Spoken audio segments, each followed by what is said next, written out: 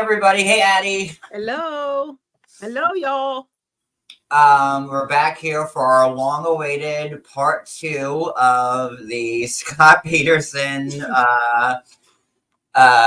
documentary that we were planning on going through. I'm happy to be back on it, especially with all the waves that he's making now. I haven't listened to anything because I thought it might skew my judgment in watching this, so I kind of wanted to not hear that yet, so we can get through these 6 parts, and then,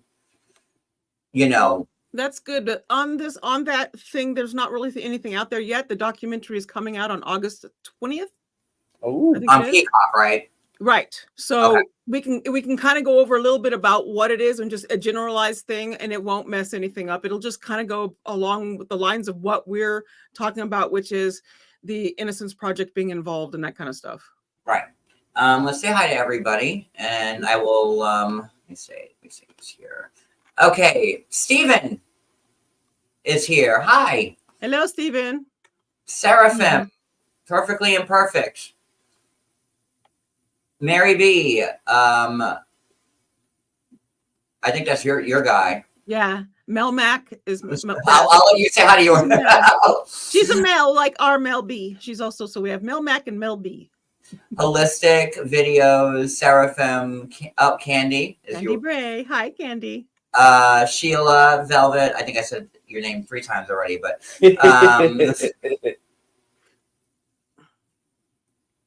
Plant Lover. Kimbers, I believe one of yours. I don't know. I don't know. I can't see my chat. If I see a name in black, I know it has to be one of yours because I set my chat to members. I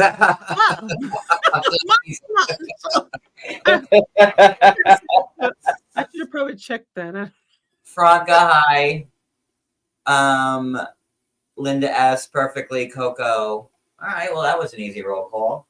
Good to see Seraphim's a name we haven't seen in quite a bit. Good to see you, Seraphim. I think Kimbers is, Kimbers must be because it's black. Oh, you said it's black because you're in members. Okay, yeah, never mind. Hey, Becky S. So I did rewatch part 1 today because there was such a gap in between the lives. I just wanted to well, we had a lot going on. But I didn't. Listening to part 2 tonight, and there's 6 parts, so I was straddling the fence the whole time. I'm like, he did it, he didn't. He did it, he didn't. He did it, he didn't. Like I think that's about where my brain goes about half the time, especially when we start getting into the different sides. They really pulled me in, and then they swap me back over to something else that now I think, well, no, there's this. And then there's a lot. I transcribed the entire I've transcribed both of them because I'm that person. Because I can't remember anything and I have to transcribe. And I have notes on envelopes. I typed mine out. I won't show the back of them, Tom. Yeah, no, I started using legal paperwork that I have an abundance of to start writing. Like, I have all this paper here. So I got your back, but don't show it. Don't that's show what I that started the other writing. side. You're the kind of guy that likes those yellow legal pads, right? Oh, we love them, but we go through them so fast. Yeah. I'll okay. Keep that in my brain. Thank you, love. Thank you, lovey. So I let's just jump into it. All right. So part 2 is mainly about the introduction of Amber. Right. And that just does not look good for Scott at all. I mean,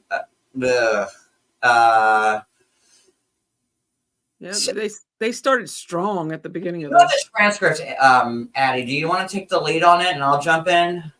Yeah. So basically, what they do is they start out with the beginning of the episode where they kind of give you little bits and pieces about what they're going to be talking about. So the very first thing, it starts out with the breaking news that what was happening. In this case, during Iraq war stuff and all that stuff that was going on at the time.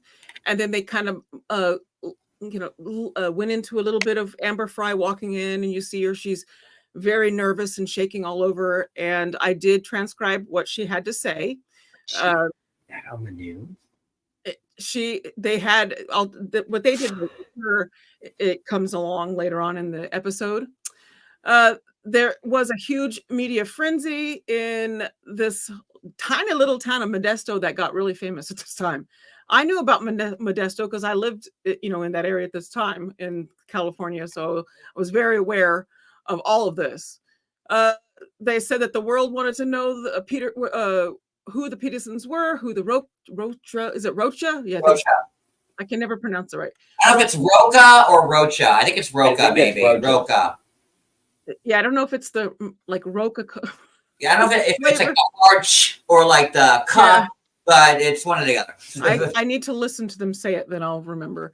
But Modesto, they major spotlight on it. They were calling in one of the biggest cases in 100 years. This is a non-celebrity case. So these people were like, oh my goodness, something big's happening in our area. And it did put Modesto out there on the map, and everybody knew about it because I remember all that. Defense investigators stated that he thought he had a lot to do with the desperation of the investigators in Modesto, saying that they were now in the limelight. But that's what happens anytime a case gets public attention. Cases that would be pled out or that might lead to no charges ever at any point in time have to have a man. Ed Steele, former sergeant of Modesto Police Department, stated that he was assigned to Peterson's as his liaison. He asked women what they saw in him, and they'd say he was considered very handsome. I mean, he was a good-looking guy. He was. Oh yeah. I did. Yeah. So was Lacey. She was very pretty. They were a very good-looking couple. And we'll see along the way as this goes that a lot of people really latched onto them by the pictures that they had out there of their family and everything. And they really were drawn in. And eventually we'll get into more of how some of them felt towards the end of when things started to unravel, because this is the case of, this one is called Media Frenzy. And it's all about when Amber Fry steps up and becomes a major part of the investigation. And that's, we're going to get there.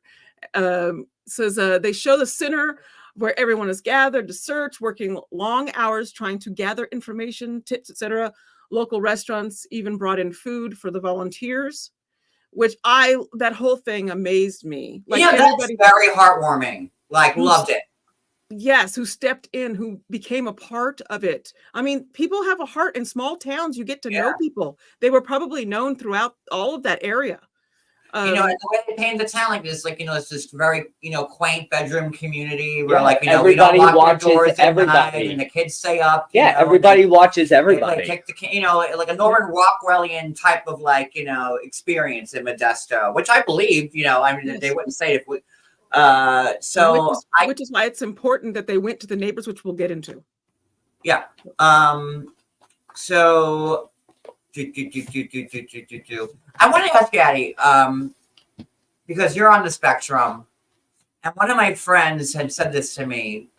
They said, do you think that Scott might possibly be on the spectrum because of his lack of emotions or the way he handled himself? Could that be a possibility in some way? I don't think Scott necessarily was. I think that his father was. Oh. I think that Scott was raised by someone who he learned it from them. If you go back and listen to the father speaking, he talks a lot about he was put off by the emotions that were shown by the Rocha family. He didn't know how to handle it. He was very uncomfortable. And I bet you anything, Scott grew up in a household that was not very affectionate. And I did notice that in looking at, as a parent in this and who has children on the spectrum, I look at that and look up in the family and down, kind of. Well, that's why that would be a great question for you, because you would know. Yeah. So I kind of think that the dad seemed very antisocial. His temperament, how he talks, what he says, and all the things, and what he had said to his son. I just don't think that that Scott was. I think that Scott was just a guy who had, Fair enough. who had a wandering. To be continued on that. Yeah. Whatever that comes up to be. One of my friends asked me, like, I don't want to insult Addi by. I'm like, no, she wouldn't be insulted by that question at all. Like, that's a fair question. And No, like, it is. I never thought that Scott was on the spectrum either. But like, you know, there are like the lack of empathy or emotion or whatever. I'm like, maybe I don't know. I don't You know have to view all anything about areas that really of to like make a judgment call on it. I think living in a household of stunted emotions makes you stunted because you don't see them on a regular basis. And I see that in the dad, and his own comments kind of lead me to feel that. So that's probably why he seems that way. And if he was having problems and he's hiding this thing that he doesn't want out there, he's going to be more like, you know, low key and all the stuff. And his mannerisms are going to be odd. He'll be, smiling when he shouldn't be, or not smiling when he should be, being sad. You know, his emotions will be mixed up because he's hiding something. We all know that now. We know that, we can say that. So, yeah. So what do we But have? that's actually a good that other people are starting to look and see that. You'll see stuff in people that they may not even see in themselves. You'll go, oh, especially if you have it and you know it, you'll go, oh, I recognize that. But that doesn't necessarily mean the person is on the spectrum. It could be very just a part of their personality, how they were raised. Like in this situation with Scott, that's how I see it with him, just his upbringing. No, that's a great point of view. Let's see. My notes are so all over the place. You go into like, them saying like the house smelled like bleach, but then it didn't. Like, the police were there on the 24th, and no police officer said that like the house smelled like bleach, but then they're saying a couple days later the house smells like bleach. Right. Yes. So I think that who was it else that had said that they went in and other people? Was it the detectives themselves or other people in the family who came in and said we never smelled bleach?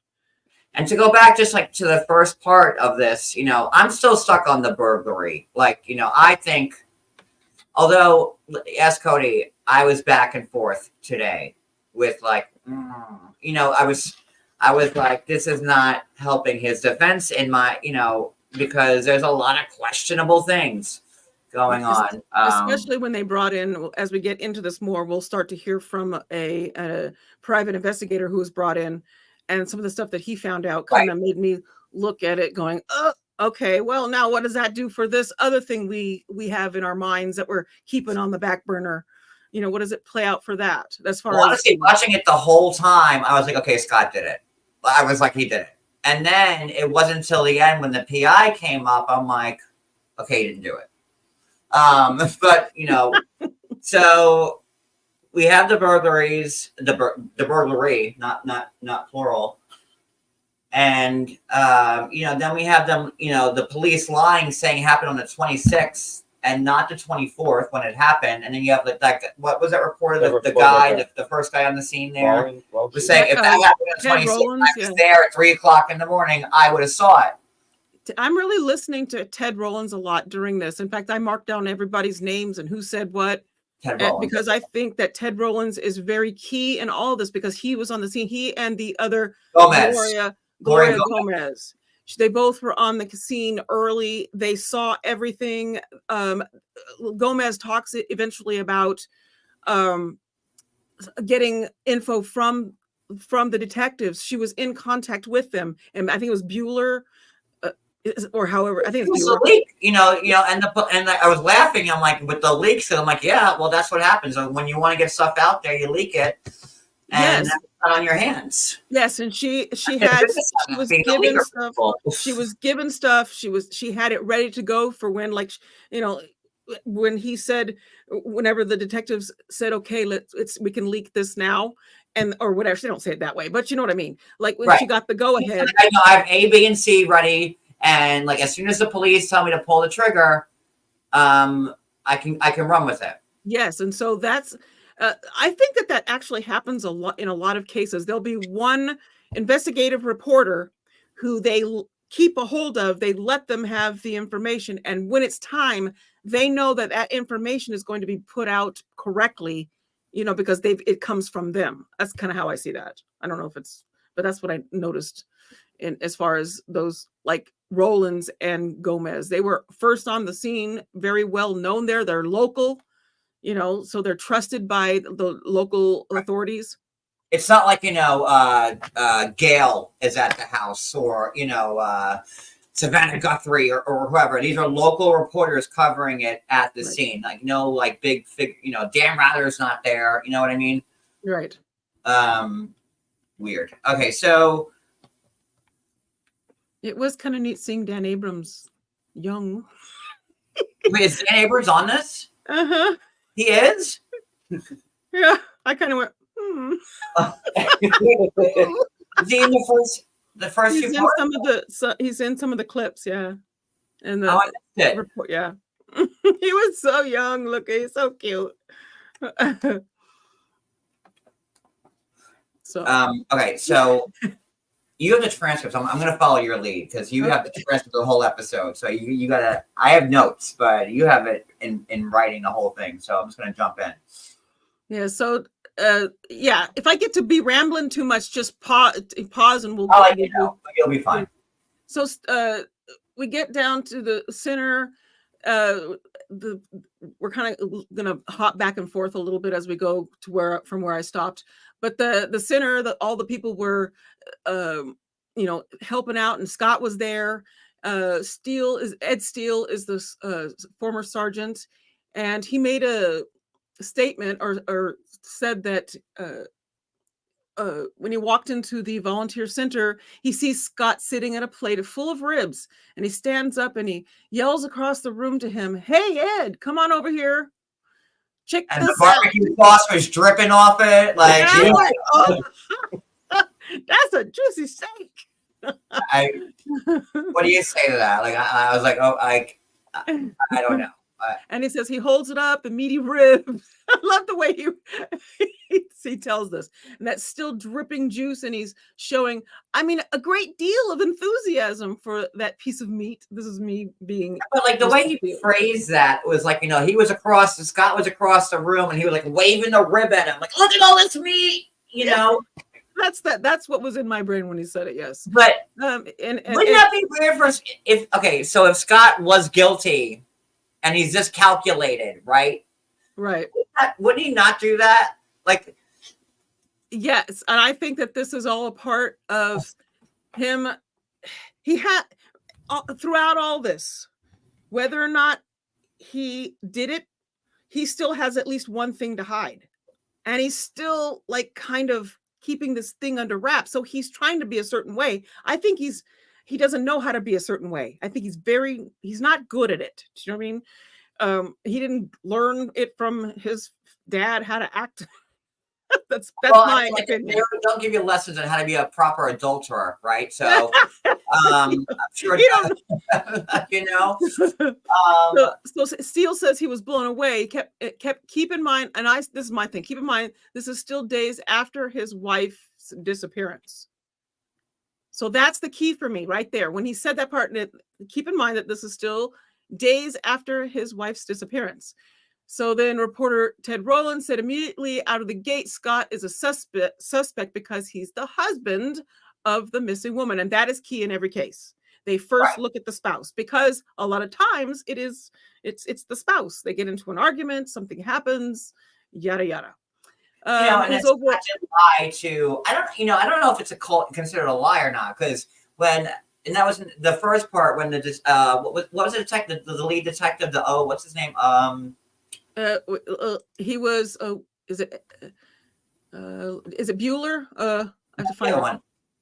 Is it, when he first interrogated him the first time on Christmas Eve, and he goes, do you have any marriage problems? He said, no, not at all. And that's a lie, but according to Lacey, who didn't know, she would have said there were no marriage problems, right? Because she had no idea about the affair. And according to Scott, like, he was getting away with it. So he wasn't having marriage problems. He was having his cake and eating it too. Right. And a lot of times guys, I don't know if it's a lot of times. That's probably a bad thing to say.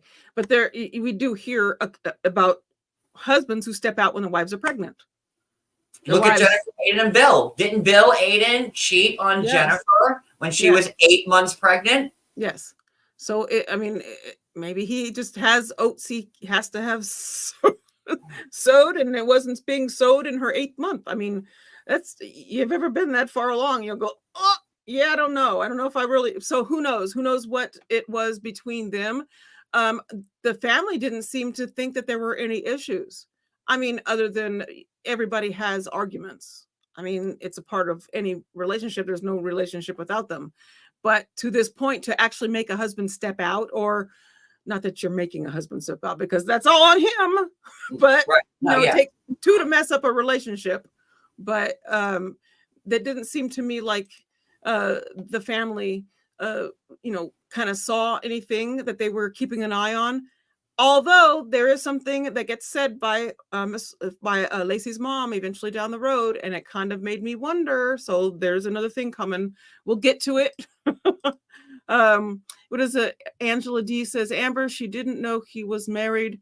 If I'm yes, that's exactly right. Yes, she did not know. He did not. He said he lost his wife. That's all part of this. They talk about this. I'll read all of that. We get into that eventually down here. So then just looking at, the reason I made a point about this is because it goes along for us to, it's John Bueller. I think it was Jon. John Bueller was the name of he's the retired detective. I think he was the lead detective. No, it was like Oak something, like Oh, well, I can't remember his name. I need to go back and look at his name 100 times. My notes when they listen to the police call, Scott's like, oh, I knew from the first day when the detective was like grilling me on Christmas Eve. Oh, okay. I'll look for it. It's probably in my original notes. I don't remember names there. I'm horrible at it, but I should have wrote down names. We need to make a list of who's who. That's the problem. I might have to get one of those big giant bulletin boards. Yes, with strings that connect. With strings and index cards. I might have to get one of them. And hey, cousin Joe. Hey, wait. So then, Striker. It's like an O something. I don't know. Anyway, anybody, if y'all want to, look in the. I should have wrote. Y'all come up with it. Just stick it in the chat. I didn't even think about. There's a lot of players in this case. So I think what I'll do is I'll go back this weekend and I'll make notes of who everybody is from each episode, and then make a, that way we'll have a list of it. I'm a list person, organizer. My brain's not organized, but I like to organize. Okay, so then we got Detective Brocchini. That's so John Bueller, retired detective, said that there were a couple of things that Scott did with Detective Brocchini. That's it. Brocchini. I just came out here to tell you it's Al Brocchini. It's Brocchini. Dang it! I just came out here. That's the one. Al Brocchini. There you go. I did take notes. O in name and somewhere. Detective John Bueller. So Brocchini and Bueller. Okay, now we got it. Bueller. That's me. I'm more the. I was like, I got That's Brocchini. Okay. Okay. I knew there was a hard O in there somewhere. You were right. Oh my goodness, I cannot do name. That's why I do. See, I did. I wrote it down and I type it all out because I can't remember it. That seemed. So Bueller says that there's some stuff that he said to Detective Brocchini that seems strange. For the circumstances, the first night, Al was giving, is it Al Brocchini then, right? Giving a glass of water to drink, and he set it on a wooden table. Scott was really quick to bring over the coaster. So there's little things like I think he's trying. I think he's trying to be a certain way. A little while he opened the car door in the garage and it almost like nicked like the other car next to it. He came up with a glove. Yes, so he's taking care of these things that are they're just odd, and Bueller took note of those kind of things. Like, what if he was like waiting for Lacey? What if Lacey got mad at him for like, putting his, because you don't want the rings on your table, right? That's why people use coasters. And they had a nice house. And they had a nice house and nice stuff in it. So maybe he was like, oh no, Lacey will like flip out if, there's a drink ring. Or he could be like OCD, like sleeping with the enemy asshole, like that, like, has to have the towels all at the same length and the soup labels all showing. But in the that's cabinet, actually very true, though. I mean, even at a red light, like you'll see me, I'll grab a cloth and I'll wipe down like the dashboard just to get like the ashes off because I like it clean looking, like. If I had it in me, if I had the brain power in me and the will, I would have my house in one of those ones where everything is. I don't, because sometimes with autism, there's people who need it that way, and there's some people who want it that way, but struggle a little bit to keep it that way. That's a little bit of yeah. But anyway, I would love to have everything precise. I like organization. Oh, I do too. Ask him. If I don't know where something is, I lose my mind. I need to know where everything in my house is. If I think it's something like out of nowhere and I haven't even like touched it in years, and when I go to try to find it, if I don't find it, all hell breaks loose until I do. And all John has to say is, Cody, have you seen this? Yeah, it's over here, under here. Oh, okay, thank you. Which sucks for us because I know where everything is. Pretty much all our stuff's in tubs because we have no. But I pretty much know almost everything. So like, if I think that something, like I was looking for a Game Boy game. I want to play Game Boy the other night, and I'm like, "Where's my game? It's not where it's supposed to be." And I found it. Like I came out 2 minutes later. I'm like, "Here it is." He's like, "How?" And I'm like, I know where things are too, John. I lose stuff so easily if I don't have it in front of me. I also get very anxious if I don't have my stuff around me. Like if I'm doing a project or whatever, I have to have all of that. Like right now, I have 3 crochet projects going at once, and they're all laid out in front of me with their individual things ready for me just to pick up and do one here. I pick up this one. I do crochet through 3 things at once. But I can't wait to do it. I can't wait. But anyway, so yes, there's that. So they were just little things that they were trying to notice. Scott was right there with the glove. That's the part with the, what is that? The vehicle. Elle had the door. Yeah, that's the vehicle part. Yeah, with the glove. Yes, and then he wouldn't.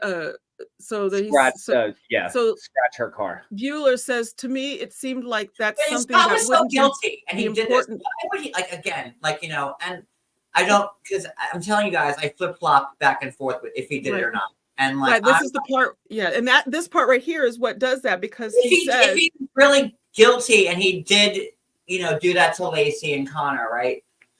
Would he act that way in front of the police? Wouldn't it make?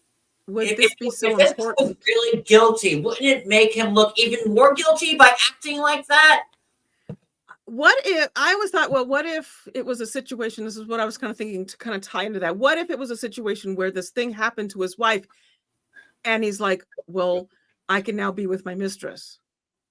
You know what I mean? So he was cheating on her, and he's like, oh wow, what problem solved? I don't need a divorce now. That in his mind, this would kind of fit that. If you're gonna look back and forth at the different sides and kind of try to look at them equally instead of being. And Lacey's so much prettier than the mistress. Like I don't even know what he was thinking with like the Amber chick, because I thought Lacey was way more beautiful. She was prettier, in my opinion. Yes. And also Amber's very pretty. Didn't she say that she had like a newborn or like a young child? Amber had, oh good Lord. I think a single mom? I think she had a child, because it's one of the conversations that they have is about having another child. And she says another, but she doesn't know that he had a wife that was pregnant. So she says another. So that leads me to believe that she has a child and he knew about the child. So she had no idea. Yes. Amber said she had no idea she was married. Yes. Hi, Mal. Good to see you. That's from my chat. Anybody else in my chat? Hello. And if the moderators want to throw my link in there in John's chat and his in mine, that would be awesome. Thank you. So anywho, on that, so that he's looking at that on that angle, like if he had a wife that was missing, would this kind of thing, these little details, be that important to him? For me, I'd be losing my mind. I can tell you that now. Oh, I'd be losing mine too. Like, Yes. and I agree with the cops. Like, you know, when they're saying Scott's not asking us, like, what are you doing? Where are we at? Like, I would be, and again with Nancy Grace, like she goes, I'd be begging people, knocking on people's doors, and I would be the same. Yeah, like, I would sleep. I wouldn't stop. So again, I was like, okay, Scott did it. But, you know, he has this affair in his pocket that no one knows about yet. And he's worried about that coming out because, you know, when that comes out, if he wasn't guilty by public opinion, just by being the husband at first, then he's already guilty and hung. And we see that play out in this episode. As we Yeah. go along, we're going to see that play out. And the guys, don't think I'm a piece of shit because I'm defending him. I really am just trying to like look at everything because we're trying to understand. I'm not sold that he did it. I was in the beginning, but I'm used to be, but now with the Innocence Project on board, I'm kind of like stepping back. I'm not saying I'm stepping back. This is what kind of looking at both sides and seeing what they have to say. What have they found? What information did the detectives not look at? What did they ignore?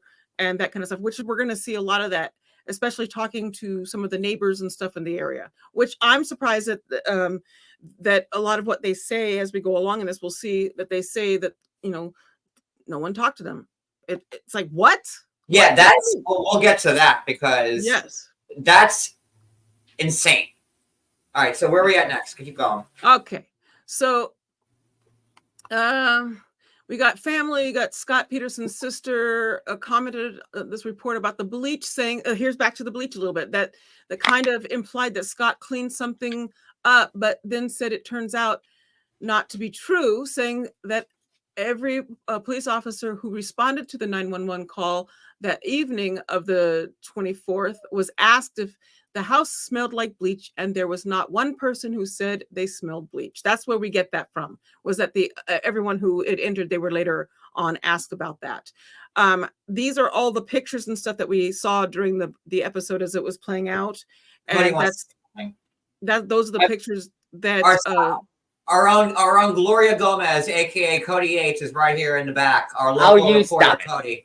Say something here. No, but Addi brought up a good thing when they said to the other officers that they smell bleach and like whatever, but the officer said that it smelled like bleach in there. But he also said that Lacey was cleaning the floors after they watched Martha making the cookies and everything else, and she was cleaning the kitchen floors. So obviously you mop the kitchen floors with cleaner, you know, not just water. Yeah, but cleaner, but, like, you know, that usually when you mop, it smells like, you know, like lemony. But I use bleach.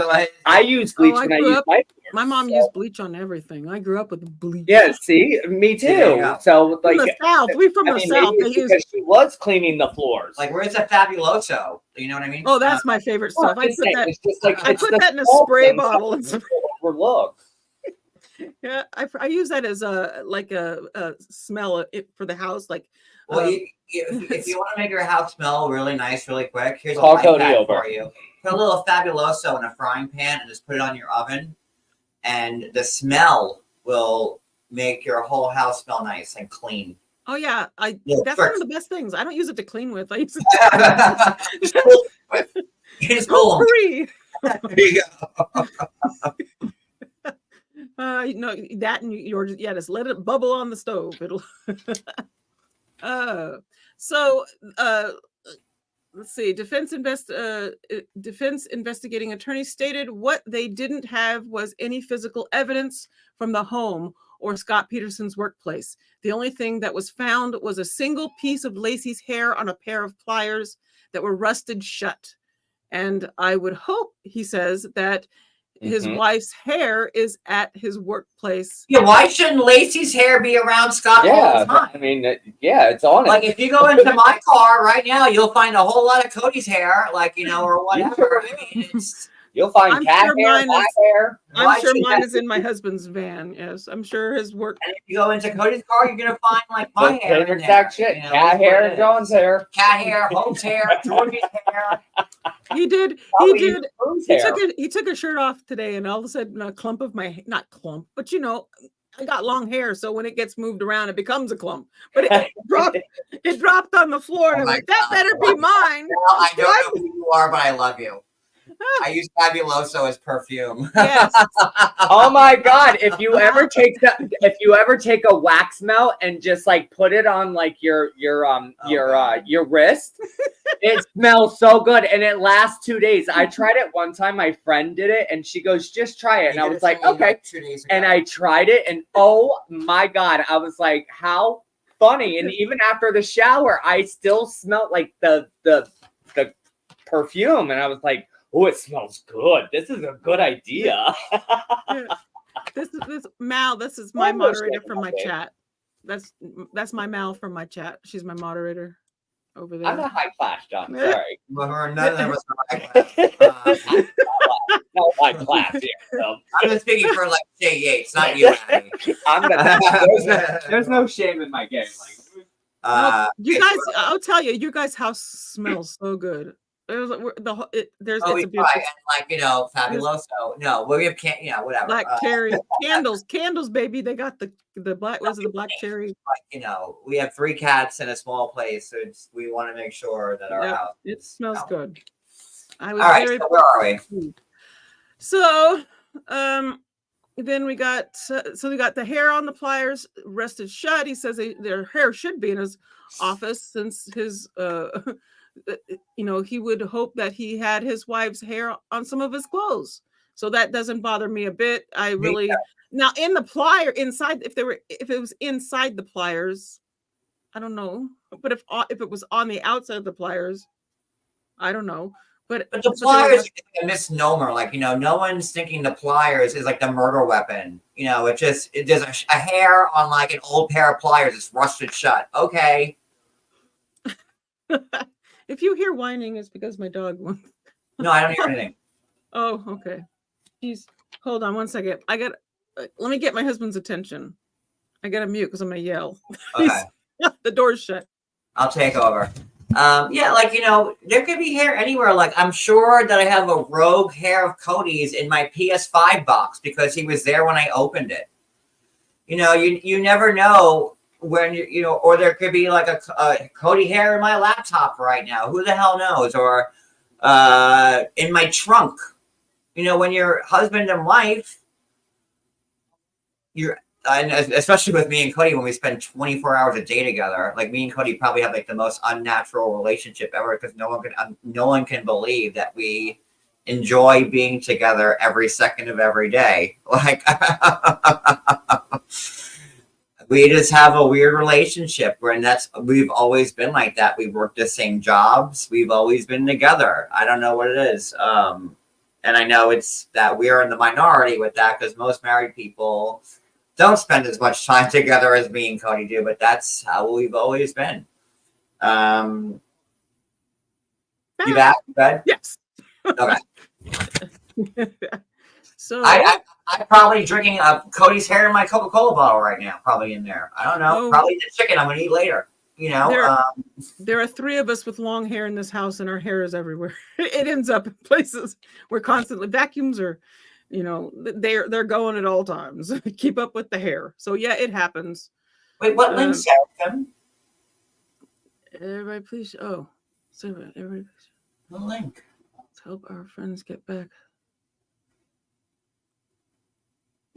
What? Oh, sorry. I had to read. I couldn't read that. Sorry. And that, thank God, Velvet. I was worrying because I'm like, even like, my friends I've known my whole life that I went to high school with and college with, and they're like, how do you spend every second of your day with your husband? I'm like, I wouldn't want any other way. Yeah, my husband and I worked a lot of jobs together. We met each other at work all the time. So we had jobs after we got married that we worked together, same place, and we've always gotten along.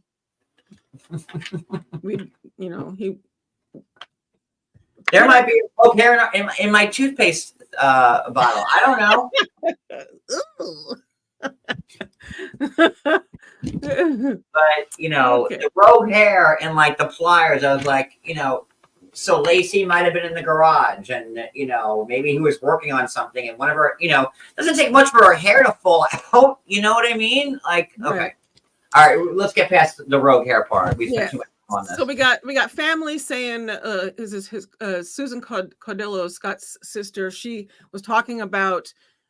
She said Scott was standing next to me and my dad, and says he provided her dad says that Scott provided a receipt that he was at the marina. What more do you want? So the family's kind of looking at, he's got the receipts or whatever. I mean, there's a lot of stuff that you can say back and forth about these kind of Well, things. what bothers me is like the police say, like, and again, I watched the first part to rejuvenate my brain.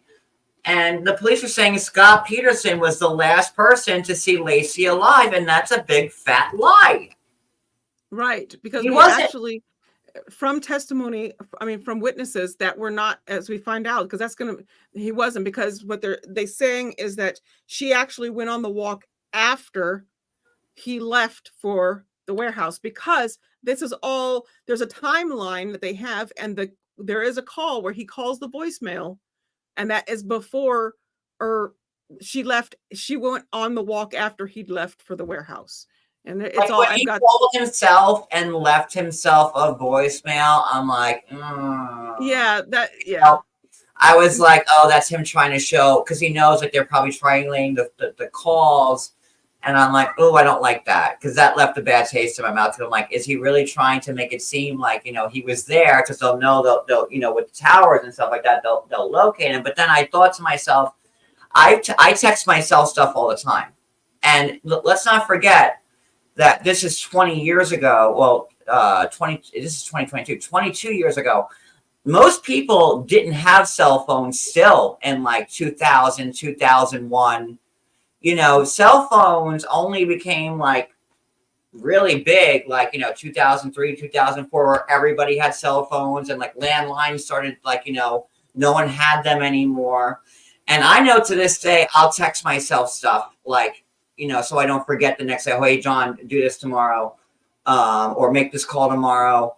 I do that all the time. But, 22 years ago, I can see myself leaving myself a voicemail. I probably did, saying, John, you have a final tomorrow, study for this so you don't forget, or whatever, So I was like, because cell phones weren't as big. I didn't get my first cell phone till 2004. Yeah. That's actually when I got mine. Is when I was pregnant. Texting back then, I think, was not even around yet. No, 2004. Yeah. That was, because I had a little phone with a little flip phone my first phone was a Nokia that you played Snake on. That was my first cell phone, like the black Nokia that you played Snake on. And and then texting, it was like, to say hi, it was like GGG, or like 33344, like to say, how are you doing, took like a day and a half to type out, when you had to, like, yes, yeah. And I think, right after, I think it was when 2003 is when we got ours, because that's when I found out I was pregnant with my second child, and to be in contact. So, and by then we had the little phones that you have a flip up. Only for like not unlimited text. Don't forget, like, I remember, like, you only had like free nights and weekends on your cell phone. Remember that shit from back in the day? Like when you could only talk to people for free after 9 o'clock, Monday through Friday. And on the weekends it was free, because if you talk to people during the day on your cell phone, like, you would rack it up, and God forbid you like stepped out of bounds and went to a different county, because then they got you on the roaming. Remember roaming? Remember that? Like if you were on your cell phone, like in a different state, and you use your cell phone, like you got charged like $50 a minute because you're roaming. Yep. Yep. So at first when I heard it, I'm like, okay, he's leaving himself a voicemail.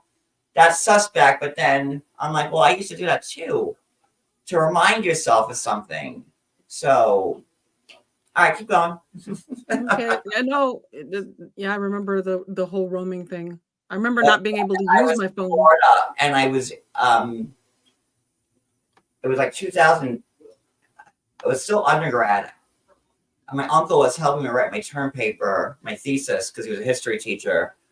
And I went down to Florida because I needed his help for him to help me write it. Because there was I was doing my thesis was on revolutionary Russia, Nicholas and Alexandra. That was what I wrote my thesis on. So my uncle was a history professor, and I needed his help, so I flew down to Florida for him to help me, with the research. And I called home, and I got charged like $70 for like a 5-minute phone call. I'm like, what? On my cell phone. So, yeah. Yep.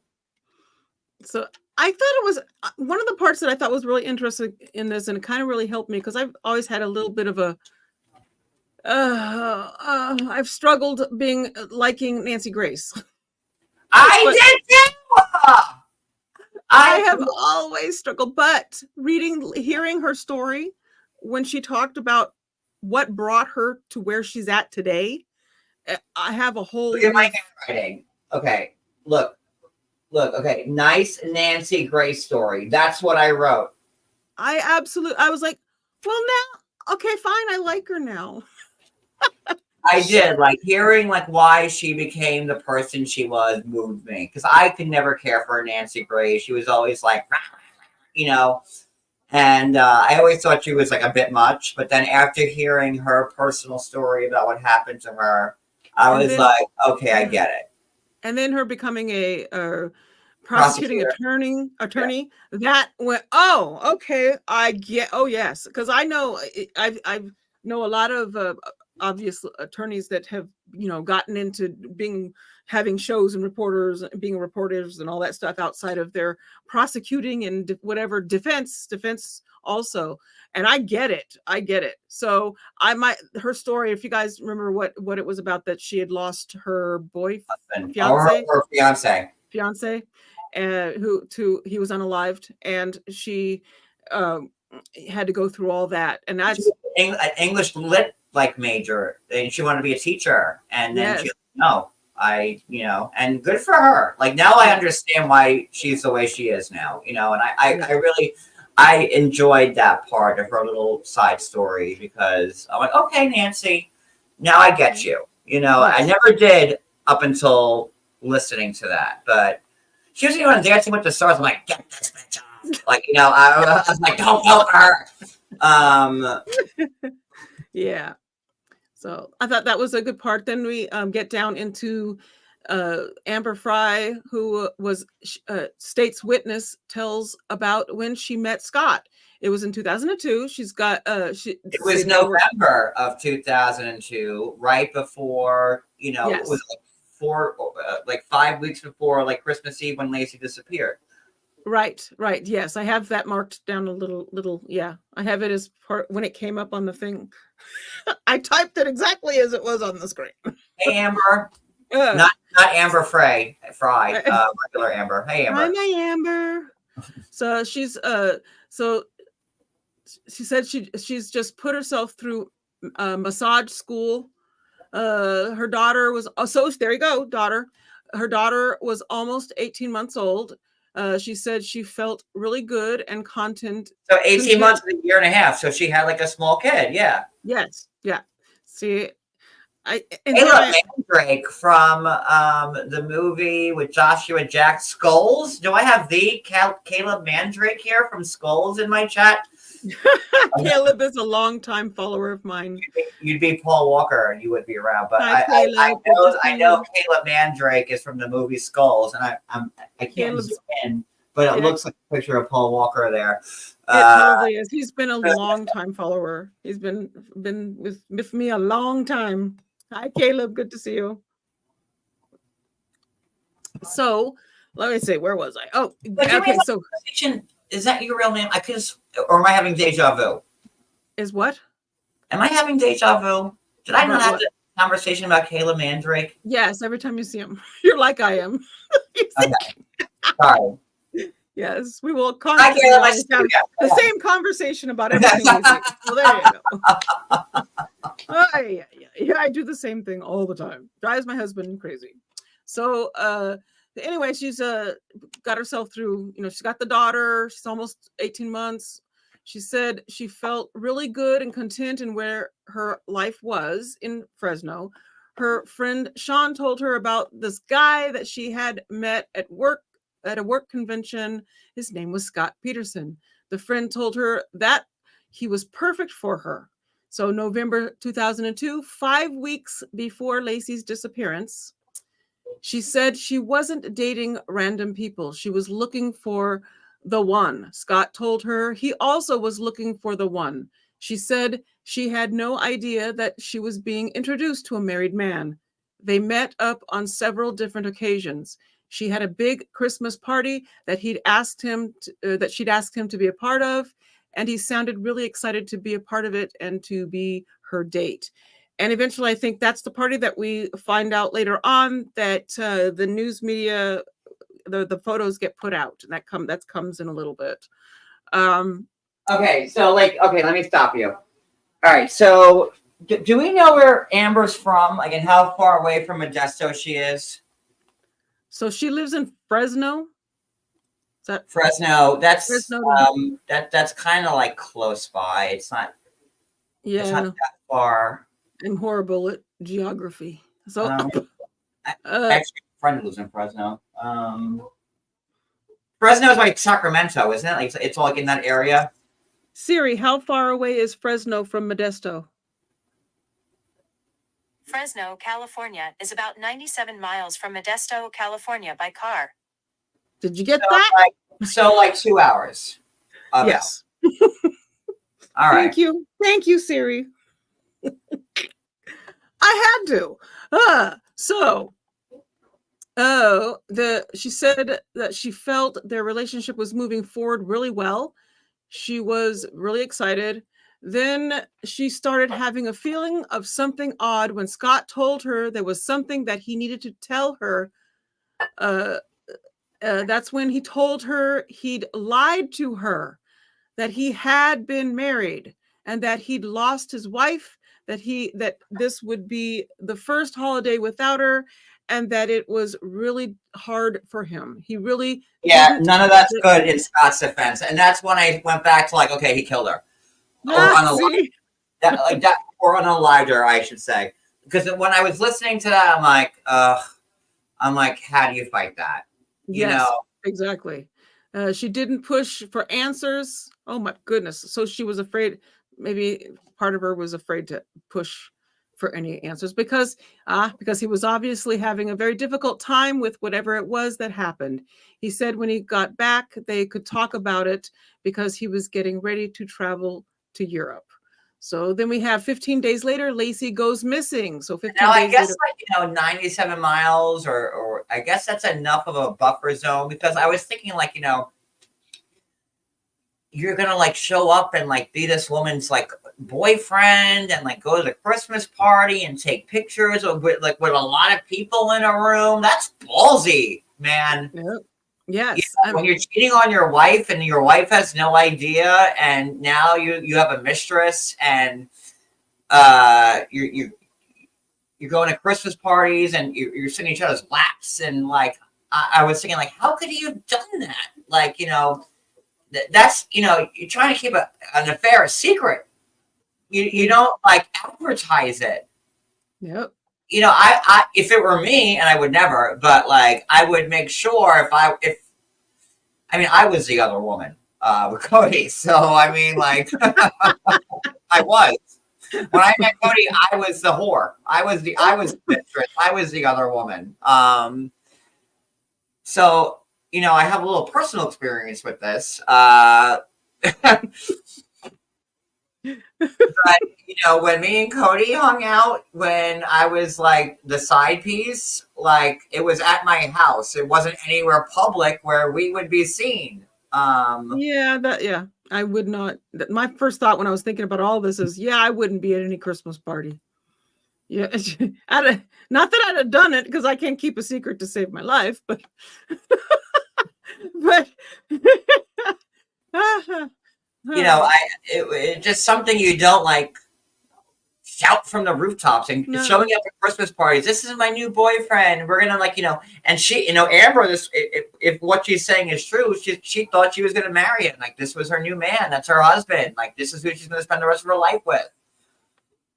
So sorry, I keep going up because I'm smoking. I don't like to smoke on camera, so that's why. You're fine. I'll just.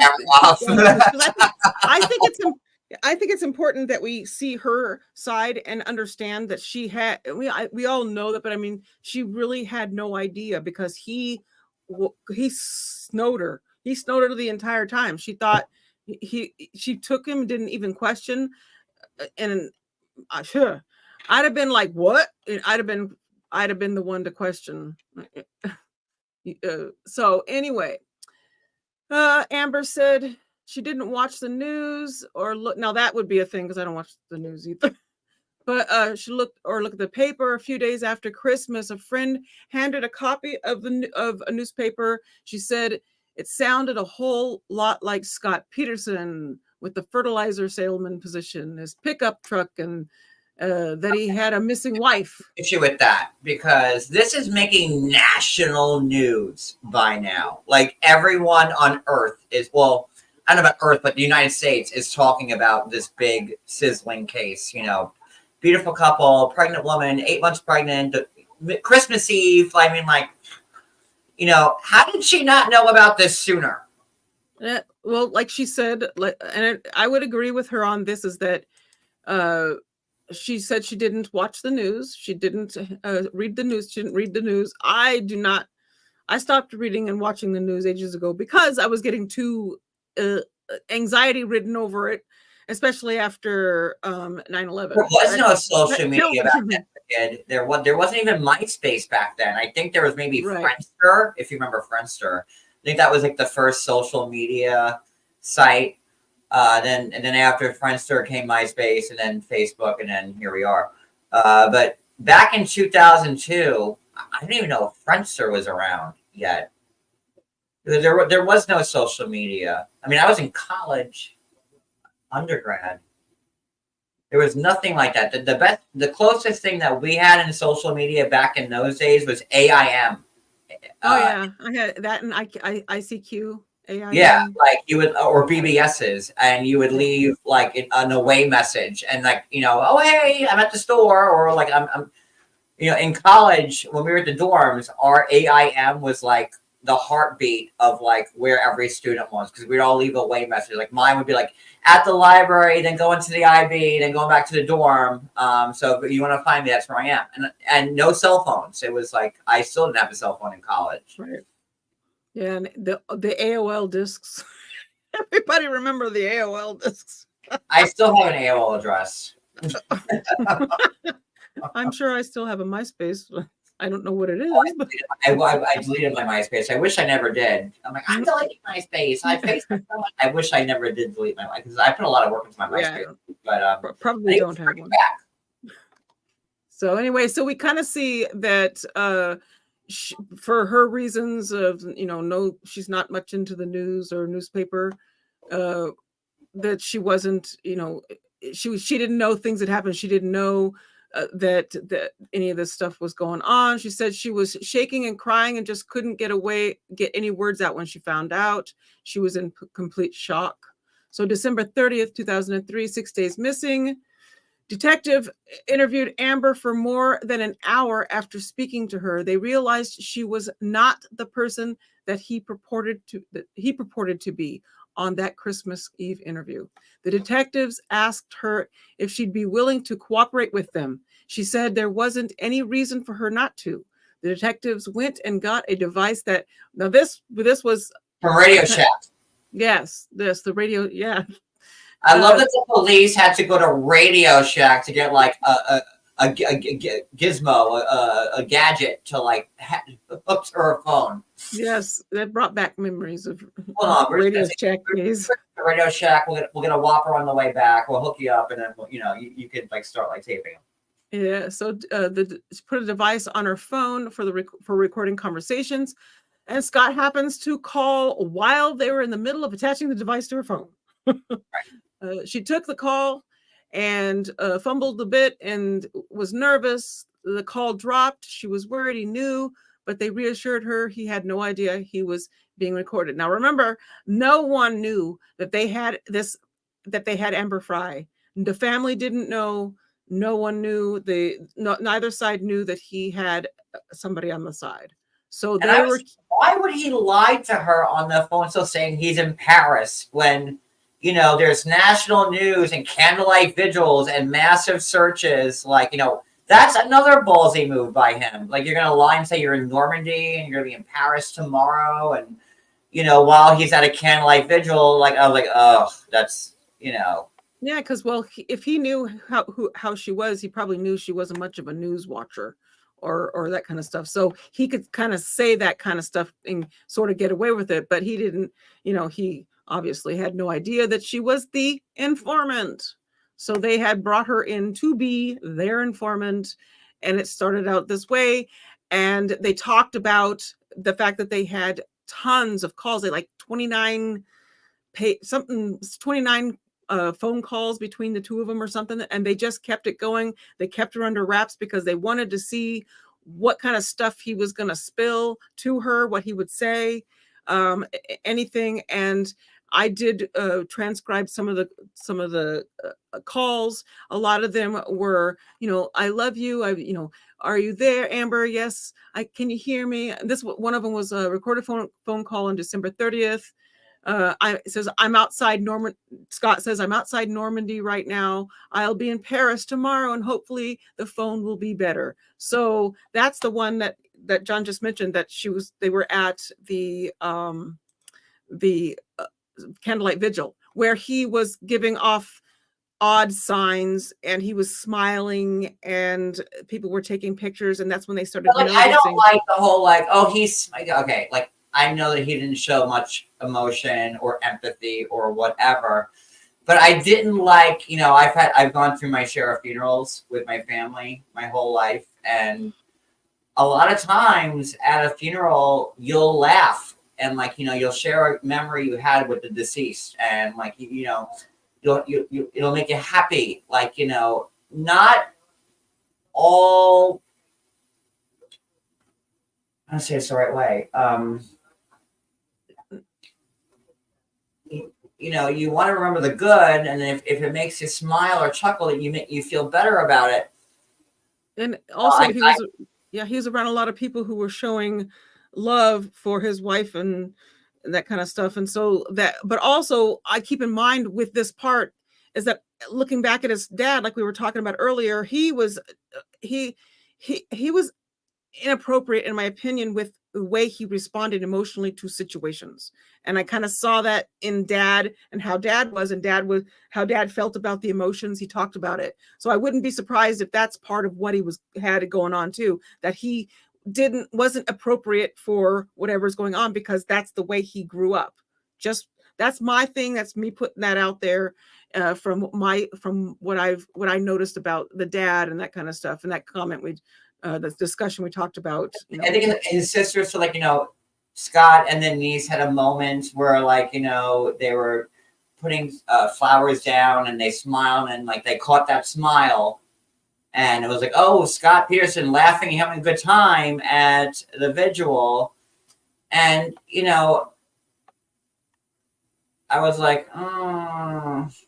Yeah, and we also know that, so she knew that at this time that he was still in Modesto, but she was trying to keep up the appearance and keep up the, appearance that she knew that or thought that, okay, he's in Paris, but she knew he was in Modesto. So that keeps him going, trying to keep his conversation to see what they can get out of him, because now she's really struggling with believing him and stuff. She knows the stuff is going on. Yeah, if I were Amber, I'd be pissed. Yeah, he gave her this song and dance. I lost my wife. This is my first Christmas without my wife, and now I have you. And I don't believe Amber had any any ill will. And I believe her that. Well, obviously, it's you have to believe her because she had no idea, and that she was the other woman, and And I felt like yeah. At first, I thought maybe the family would no. I take that back. I'm the reaction that the family that we see later on in the episode is exactly what I would expect with the realization of that there was another woman, because it destroyed everything that they thought about their relationship, except for I think there's some stuff that they were putting off this air. There's some comments that were made that we kind of saw as this was going on. So then there's another phone call on 31st. This was 7 days after the missing. So it's a little, back and forth. Hi, how are you? And these are pretty, he sells her pretty awesome fireworks. They're at the Eiffel Tower. Everyone's here at this bar now. And then Amber says, I can never remember your friend's name. Pascal's there. He was Francois. I'm here with Jean-Luc Picard and Pascal here at the Eiffel Tower. The Enterprise is about to beam us up, and I'll see you shortly. So then, you can kind of get a hint that she's trying to keep it, your friend, okay, and so that again we're keeping the momentum going, and trying to get all his information out. He didn't really say too much. He just about my friend Francois and Pascal and friends of ours from Spain and blah blah blah. So then there was is this true? That Amber Fry is one of the witnesses that kept their mouth shut, which got her one. So Amber Fry got $1 million off this, huh? Oh yeah, yeah. Oh yeah. So like I said, it states here later on that they kept her under wraps and no one knew that they had her. They didn't know she was the informant. No one knew. They didn't even know. They did not tell the family until it was about to be exposed. That we see later on that. Oh, I've got to go to the family now and tell them. And he goes to Sharon.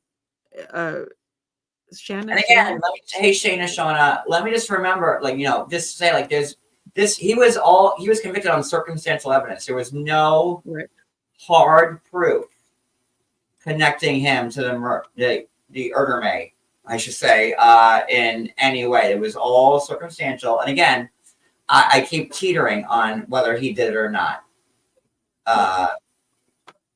And I'm going to keep doing it because, we're going through it together. So go ahead and have it.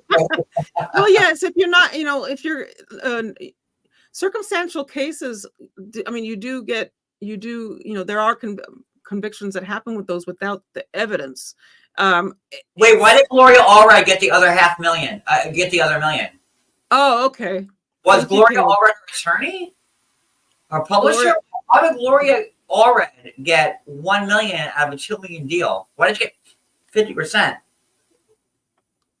I think Caleb was I don't know.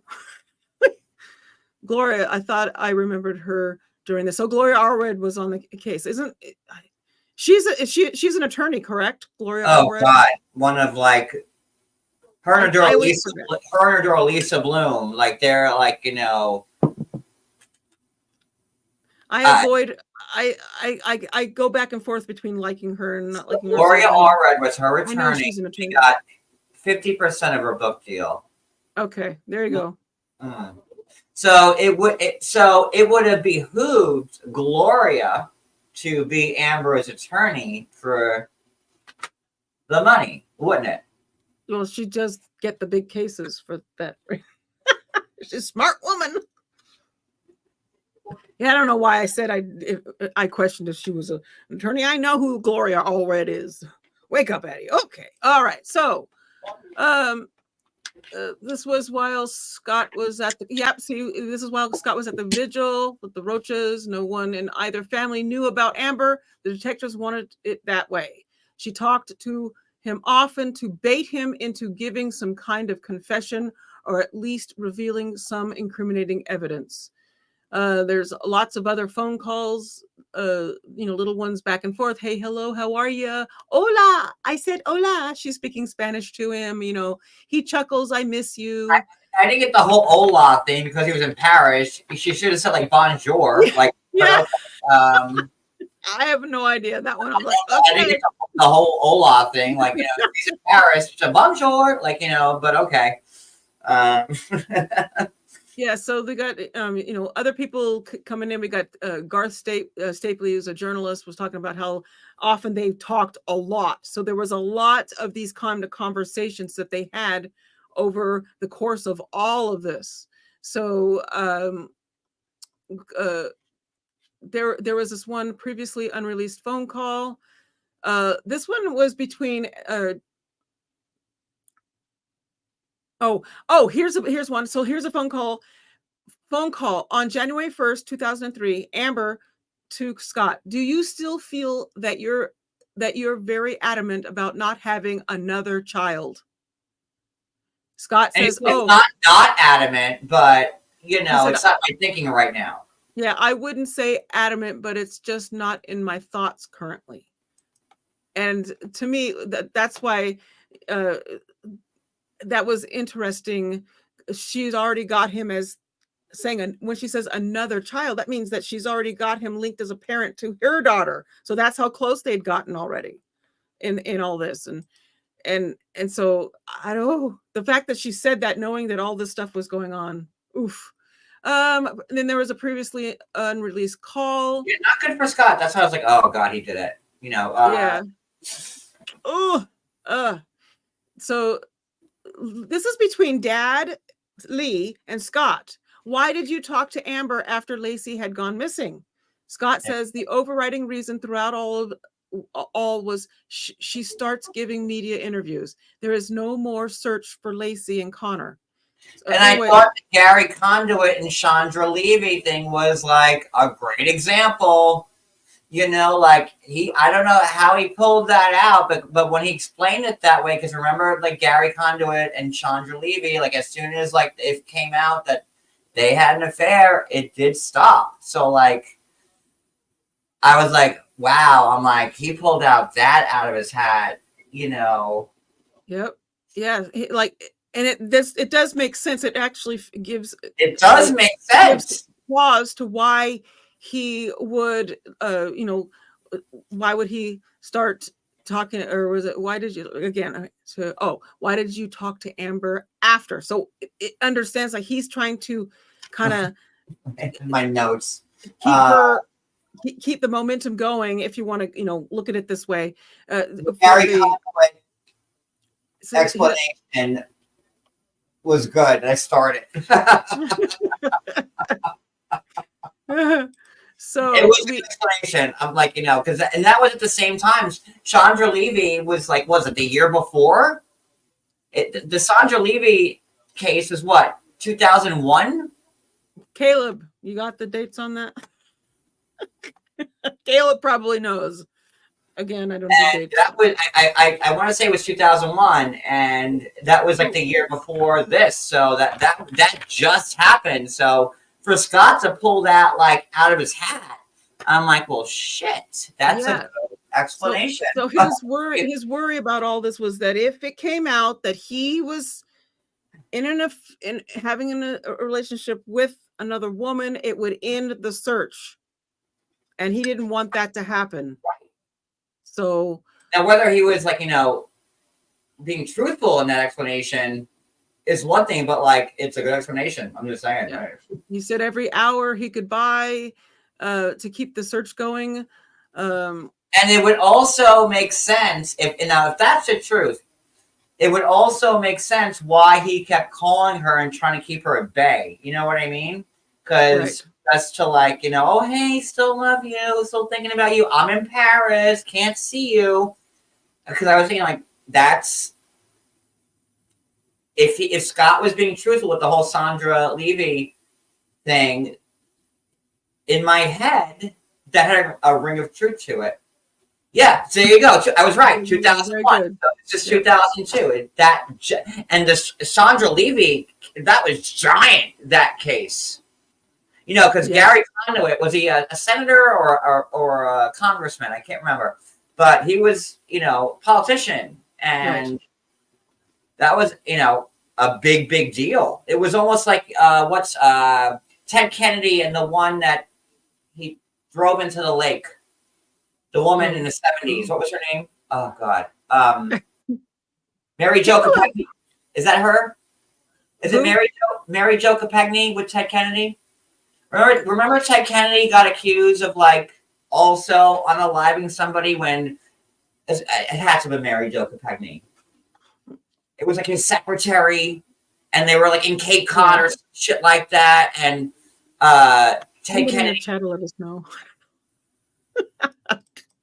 I don't know. I don't know. I didn't follow that. That was Sorry, my history stuff is like trying to like flood into my brain. I haven't used those parts of my brain in a long time, so I'm trying to like get. But it was Ted Kennedy, and I believe it was Mary Jo Kopechne, wasn't it? Yes. Okay. Yeah, I knew somebody would get it. And she passed away due to like and then Ted Kennedy. I don't want to say got away with it, but that was it. But that's more in lines, but like the Chandra Levy, Gary Conduit stuff. But there have been times, it was like, and I think the car was like off, like it doesn't matter. All right, keep going, Addi. Yeah, so it's just a lot of little conversations back and forth. We got reporters saying that when like Ted Rowland says that the Bay Area that because of Amber Frey thought it was clear that the investigators working on the case absolutely thought that Scott Peterson was guilty. Then we got news that then on January 5th, 2003, 12 days missing. News report said that on that day, divers searched the waters off Berkeley Marina for clues to Lacey Peterson's disappearance, this is where her husband, remember, Scott says he was there the day and that she vanished and that he had a receipt from there.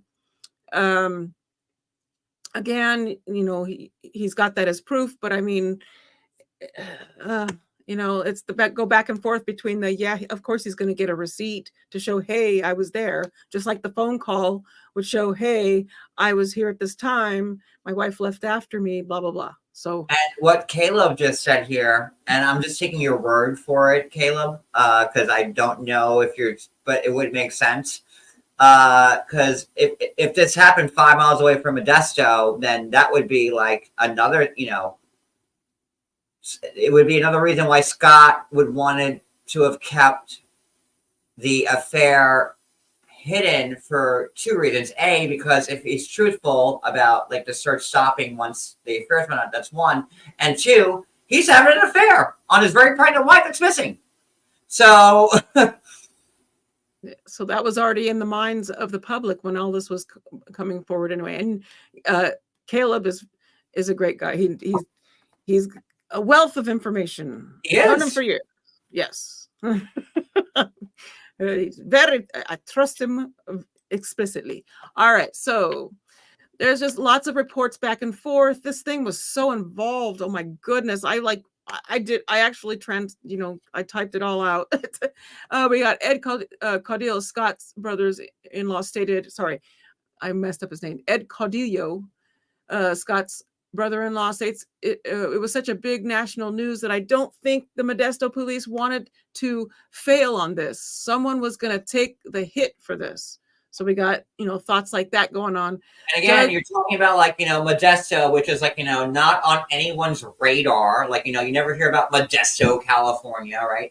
And you have this police department that has now, which they said, all this international press, and they want answers, right? So, and they've never seen pressure like this from like, and they said that from like, the press, from the world, so they felt they needed to like put a target on someone's back.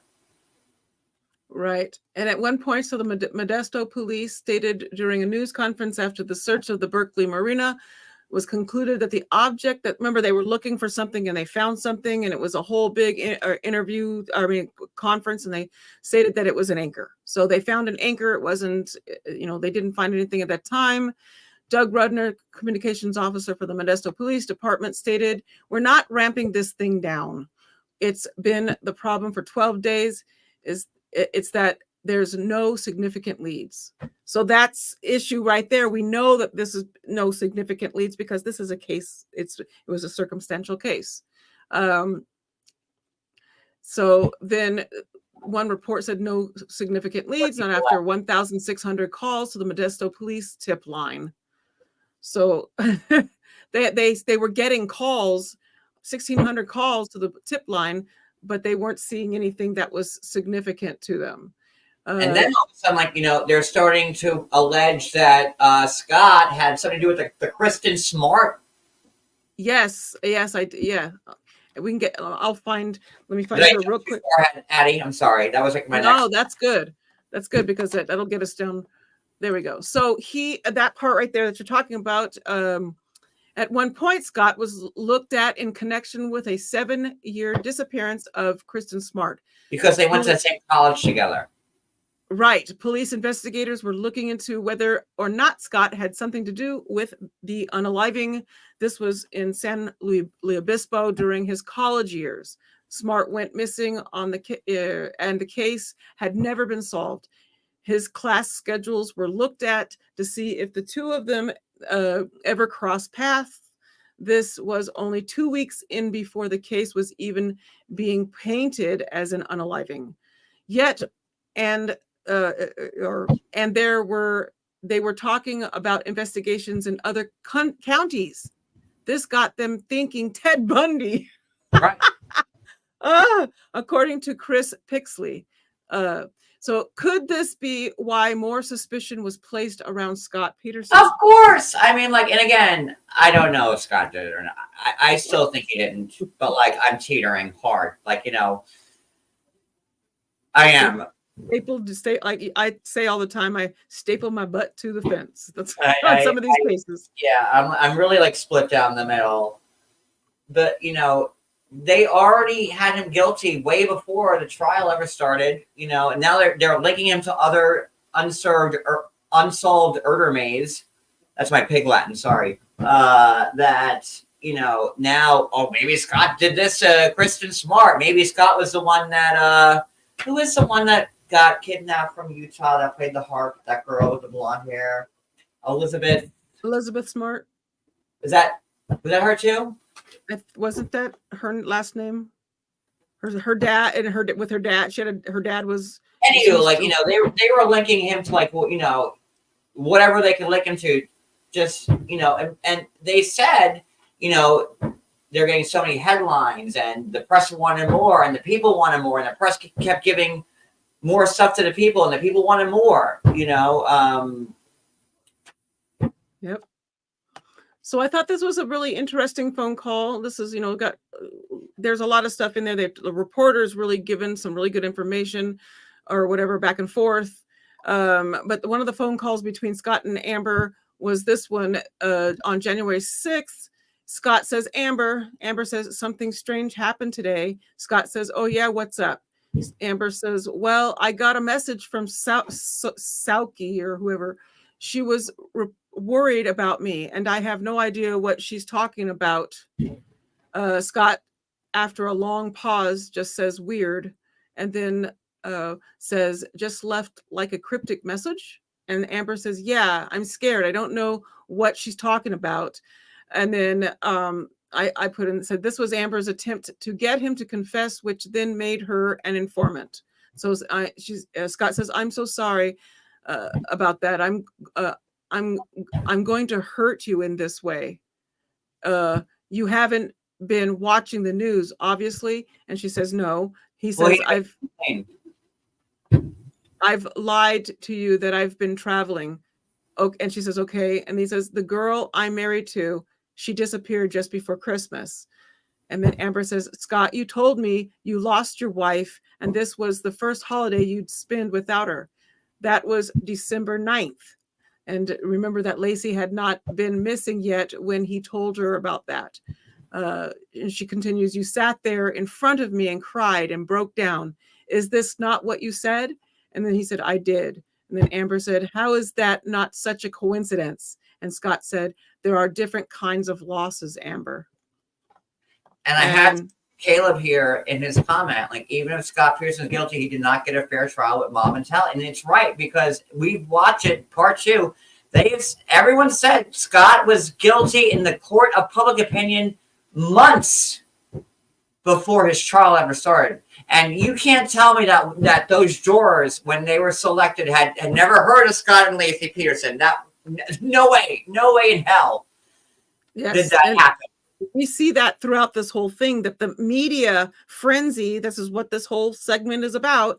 The media had him guilty because eventually down the road, as this thing went on, that he it comes out because the Inquirer, I'll just say it, the Inquirer put it out there that there was Amber Frey. They put the pictures out. They said, this is the date. They called the detectives or whatever, investigators, and said, we're going to be putting this out there. This is when the photos are going out. So he gave that time. And that's when they had to go then tell the family, Sharon, about that. And that's when all of this stuff started really blowing up. And it just became, after that, everyone found out he was he was an adulterer, and they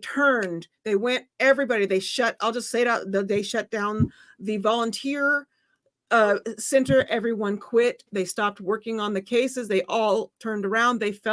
Many of them said that they felt that they were deceived and misled by him, and now they think he's guilty. So it just turned when the media just went blasting, and that's when the media swarmed the house. They were there all the time, and like Caleb said, it didn't help matters in that moment. You already had the Condit and the other one going on, Condit, whatever, I forgot the name already. That one, yes, going on. So they're already, they were like, oh gosh, here we go again. Sorry, it's Wednesday night. They shoot fire. It sounds like I'm in Kuwait right now, but they're just shooting fireworks up at the boardwalk. So it's Wednesday. Yeah, I was gonna say we didn't get to see. Oh, it was in Thanksgiving. That's why we didn't see them when we were there. So anyway, yeah. So the media frenzy really made it. And I agree with what Caleb said about that, because it all blew up. The strawberry, or let's see, I just like everybody else. We're like, I know I'm in the minority here. Like, he might have done it. Like, all I know is that if I was a juror, I couldn't, from the evidence I saw, I could not convict him. Say yes, he did it. If I was a juror, there's no way in hell I'd be able to be. Shit, what was I gonna say? That goes along with what Caleb said here. Strawberry juror is awful to have on a jury. She was biased before the trial. How could anybody not be biased? I mean, this was national news for when did the trial start, Addi? The trial started. Oh, good Lord. I have it. Trial date. Where is my timeline of events? Caleb will probably get to it faster than I do.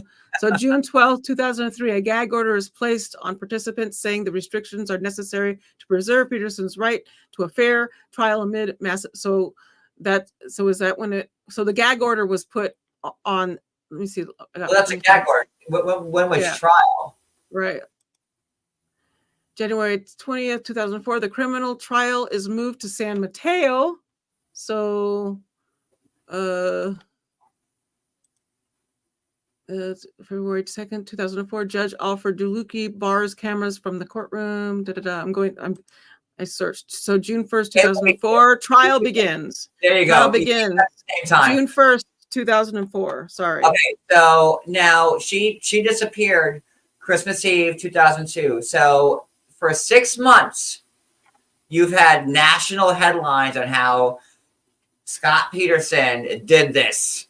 And no trial, nothing illegal is happening yet. So you're going to tell me in those 6 months, those jury people had no idea or they weren't influenced in any way? No.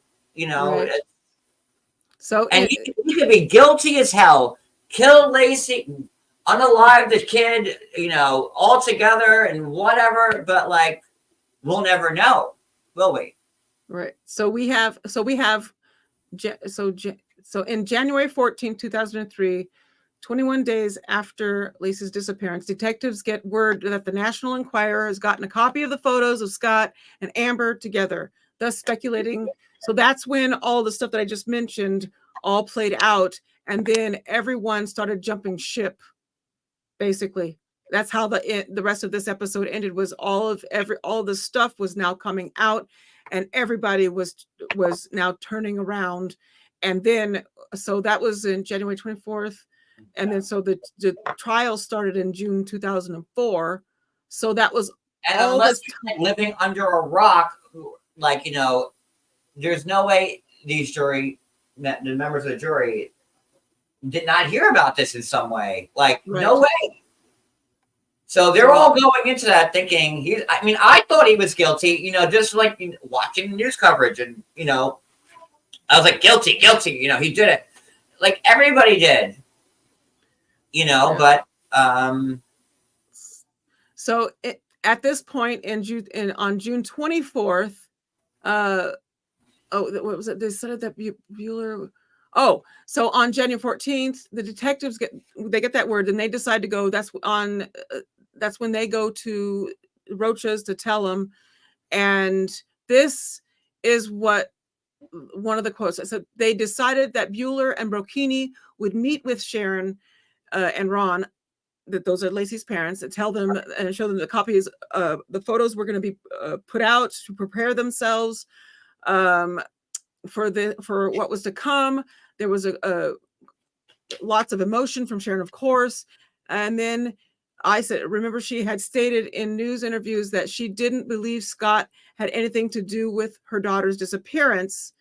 And then Bueller says he remembers her quote was, "Why did he have to unalive her?" Yeah. So really damaging. Yes, I struggled with that because I remember during the trial and seeing it in the news and everything, like the clips and whatnot, where she had said to Peterson as he was exiting the court, they were taking him out, "You're going down, Peterson." I remember those words. So she had it in her mind, even though she was trying to be optimistic and whatnot. I think in the back of her mind, she had that in there already. So not saying that, I'm just saying that was an interesting thing that he was looking at. The end of this, the rest of this episode is the end of when they bring in Amber Fry. Investigators. Oh. Sorry. No, I just wanted to kind of read her words. Investigators had written up a statement for Amber to read to the reporters during a news conference. She says they did that to beat the Inquirer to it also. So get her out there and get a jump on it. They needed to get ahead of it before the Inquirer did. So she says she remembers struggling, trying to catch her breath, panic attack. And her words were, "I met Scott Peterson November 20th, 2002. We did have a romantic relationship." She sighs and was tearful. "I am very sorry for Lacey's family and the pain that this has caused them. And I pray for her safe return as well." Then that's when news media was blown away by this. Why didn't she ever say that same, I had no idea he was married? That's what I want. Because why wouldn't you say, I met him, he told me he was widowed, I had no idea. Why wasn't that mentioned? They wrote her what to say. They told her what to say. Why didn't they? Why was that not mentioned? They wanted to keep that under wraps, I'm sure, because they remember she was the informant. I think they were trying to protect her, and they gave her what to say. Protect her. Wouldn't that be something you want to say? Listen, if it were me, I'd be like, "Hey, I'm John Yates. I had no idea this asshole was married. I was introduced to him by a friend who thought he was a good fit. We dated. He told me he was widowed. That would have been the first thing I would have said in my statement. That I don't want to be put up there as the other woman that broke this marriage up and possibly had this one unalived because of it. Why wasn't that said? The frustration. No, I think that this is just like you just said. You said a really good point. This is them trying to get the story out there before Inquirer puts the stuff out. Stuff was coming. Get her out there, put her out, and get in front of the story. News media was blown away by this. Lacey's family instantly turned on Scott. They made statements in conferences. They say that it tells something about his personality, about his conscience. This made the news media think that Amber was saying he was guilty because he was lying about the affair, hiding it from everyone. The family was disappointed in Scott, rightfully so. Her not saying that in the statement bothers me to the core. It does, because it feels like the police wrote the statement for her, and she read it, and she says, I was nauseous, I was having panic attacks, I didn't want to do it, I was shaking. Gloria Gomez says, this woman's shaking, her hands are like this, you know, she can hold the paper. Yeah. That would have been the very first thing I would have said. Listen, I did have a romantic relationship with this guy. A mutual friend hooked us up. He told me that he was widowed. I had no idea that he was married with a baby on board. And like, I feel horrible, but that was never said. Like, did Amber Fry write a book? She did, and she got $1 million from it.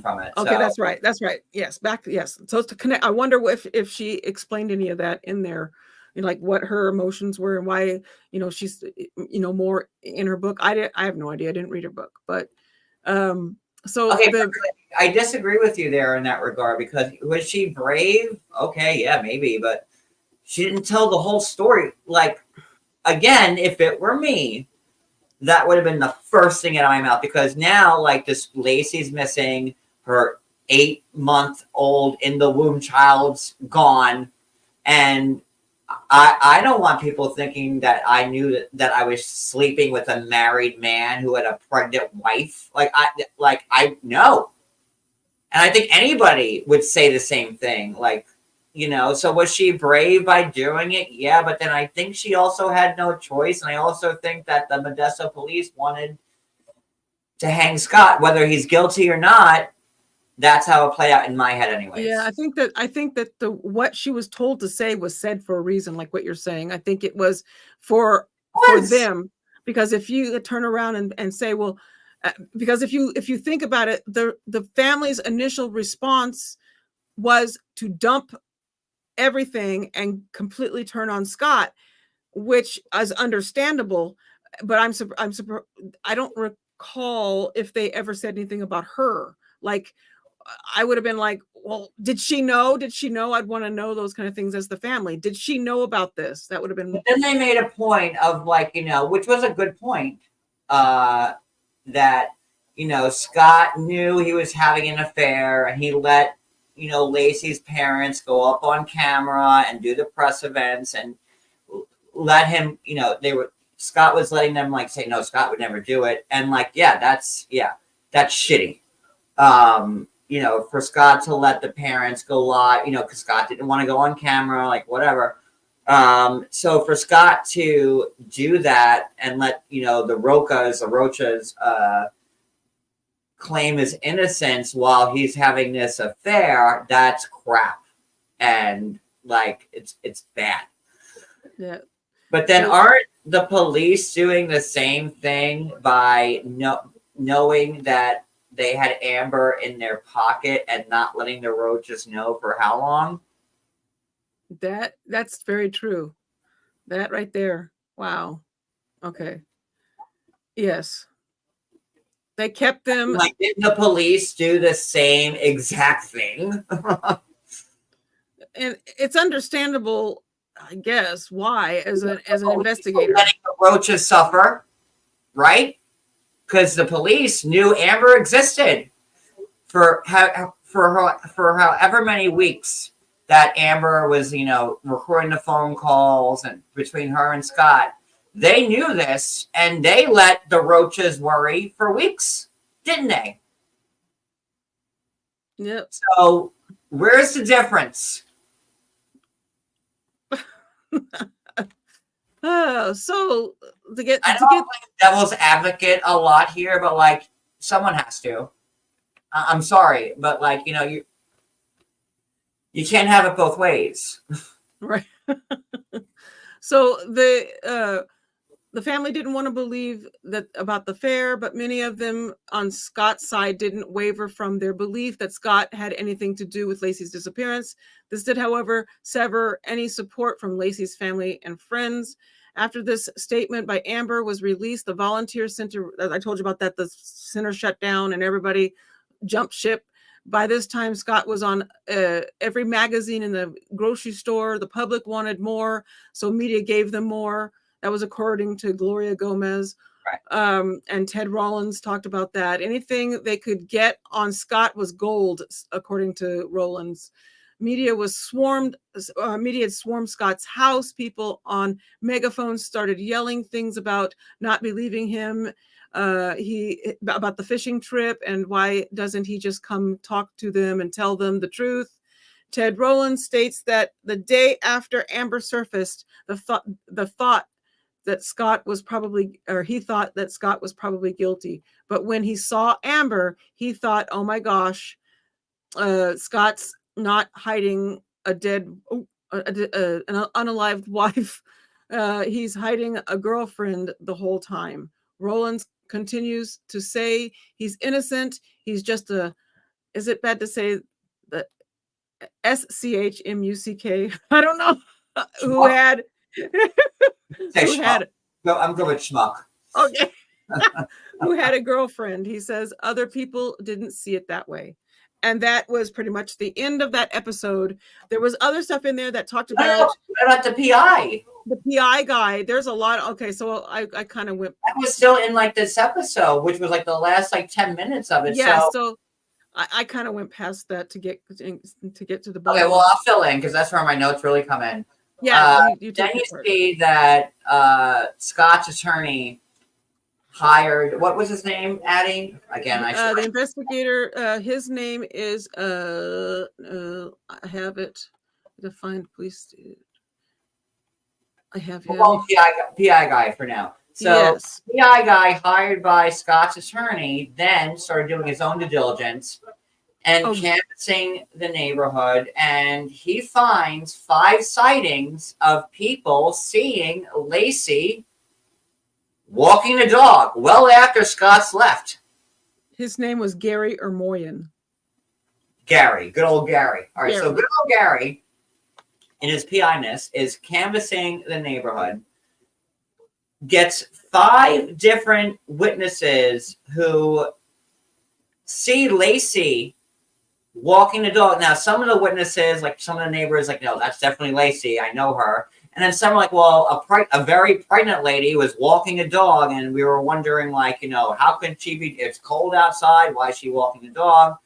And they put the map up. I wish I had the map. I should have thought about that before. Of like the grid and like all the sightings where people saw Lacey, and that's where Lacey walked. Lacey did a 45-minute walk with her dog. That might be my internet. During that 45-minute walk, there were 5 different witnesses saying that they saw her with the dog, very pregnant. And then the 6th sighting was from the nurse who was about to start her shift, who was like overlooking from the hill and saw the park, and she saw Lacey being followed by 2 guys. Could have been the burglars. I don't know. I don't know. And yeah, that was the nurse that was smoking a cigarette. Yeah, and she was that was through he showed the picture of that and stuff and went on the walk and stuff like that. And that, to me, I kind of felt that could possibly have been the 2 burglars. Doubt it was the 2 guys that they ended up talking to, but and don't forget, you also have the lady who saw like the white van and the people in front of the house, the burglary, and it was on Christmas Eve. But then why did the police say that happened on the 26th when it was on the 24th? And like those 2 guys, they had it, like they were not matching the description. I don't know.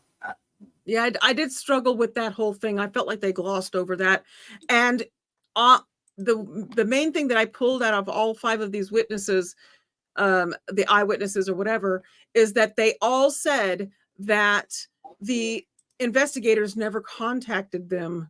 Yeah. So they didn't take any statements from them or what have you.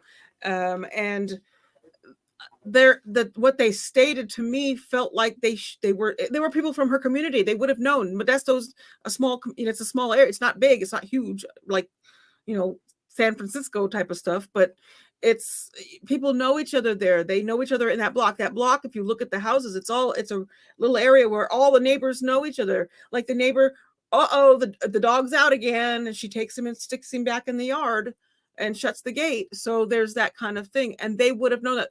They should have gone and dug more, in my opinion, to more of the neighborhood, since they had no evidence anyway. You have to gain, if you don't have evidence, you have to go to people and speak and try to find people who saw something.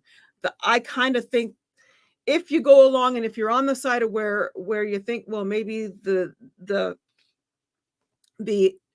detectives or whatever, investigators want to get him, then that's why they didn't do these things and talk to these people. So, but that I thought it was a good episode. I thought we got a lot out of it with the media frenzy, and then the last part was like, I forget the last man spoke, but he's like, you're gonna tell me that Scott Peterson went to his warehouse with Lacey's unalived body in the car or in the boat, and then send emails out and try to figure out he got a package in the mail that he didn't understand how to work, so he was trying to figure that out while Lacey's Orps K is in the car, that. I mean, if he did it, I can't imagine someone being that nonchalant about it. Oh, you know what? She's in the car. No one's going to bother. Let me just go and write some emails and whatever. I don't know. Yeah. So I think we got it. I think that was there's a lot there. We have the next one. I kind of looked a little bit at it, but I don't really remember, and I don't really like to move too far into the next episode, but I look forward to keeping going with this. Yeah, no, we are. And it'll be, I don't know if we want to do it tomorrow or not. Oh god, no, I have to. Part 3 will be. You won't have to wait a month and a half for the next part. I can promise you that. Yeah, so I'll work over. We can set it up when, whatever the next thing is we want to do, other shows or stuff going on or whatever. I was watching this and flip flopping the whole time, like YouTubers. I was like, he did it. He did it. It's hard to listen to, but I'm trying to look at everything. And it just not adding up to me. And if he did it, then he did it. But I just wish it was cleaner. You know what I mean? It's going to be interesting when this new stuff comes out, the stuff coming up, and we get to see whatever it is that they've got. Be interesting to see. I think it's going to be, I assume it's going to be the van that was burnt and that kind of stuff. Maybe some of that stuff. Other things that are going to add more to this, because with the Innocence Project, I think more is going to come out, and since he's talking more too, I want to know what he's got to say. Me too. And the Innocence Project, which Garcelle is not Garcelle, Emily, which Emily is a part of. Yeah, Emily from OC. They wouldn't be taking this on if they didn't think that. And let's not forget, and again, I am not like Scott Peterson's best friend or this is, I just always thought with this case, after I started looking into it, that there was more to it. And, he was on death row. He's not on death row anymore. And now, didn't he just, is he going to get a retrial? No. Or is that still in the books? I think it's up in the, or did they say no? I think it was denied.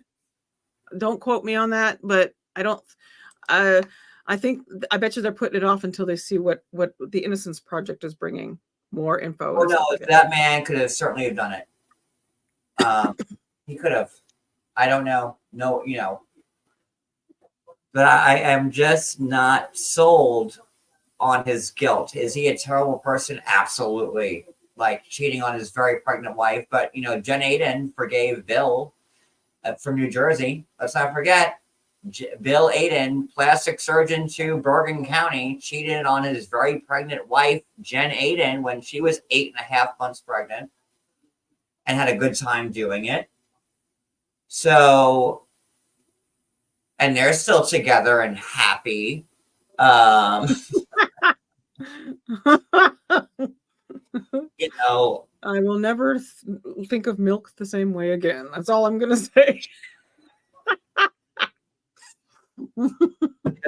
There's so many moving parts to this story, and again, he got arrested on all circumstantial evidence. There was no hard evidence ever linking him to it. I mean, yeah, like when you look at everything at once, it looks really bad for him. But again, this was 22 years ago. But the media played a huge part, because it just took. I think it really did make a difference. And I agree with what Caleb had said about that.